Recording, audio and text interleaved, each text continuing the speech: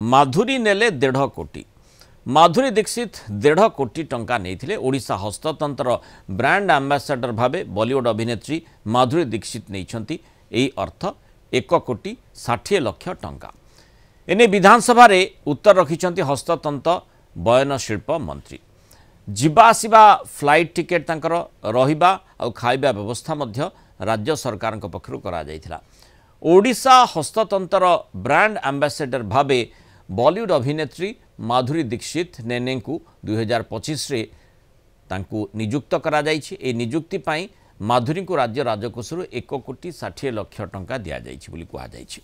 ओडिशा हस्ततंत्र चाहिदा को अंतर्जातीय बजार व्यापक करिबा पाई विश्वस्तरर ख्यातिसंपन्न बॉलीवुड अभिनेत्री माधुरी दीक्षित को ओडिशा हस्ततंत्र ब्रांड एम्बेसडर भावे नियुक्त करा जायछि, जहा द्वारा ओडिशार पारंपरिक हस्ततंत्र कला एवं सुनाम विश्वर कोण अनुकोण में पहुंचा जाई पारिबो एवं ओडिशार बुणाकार मानकर सामाजिक तथा आर्थिक मानदंड रे उल्लेखनीय अभिवृद्धि घटिबो बोली एभली सूचना दिया जायछि, ए आशा करा जायछि।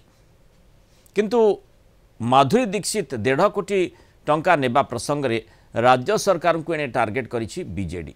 विधायक अरुण साहू प्रश्न करिसंती, माधुरी ब्रांड एम्बेसडर होई 1.5 कोटी नेबा परे बिक्री बढ़ी कि हस्ततंत्र प्रचार होईछि कि माधुरी केते प्रचार करिसंती बोली प्रश्न करिसंती अरुण साहू।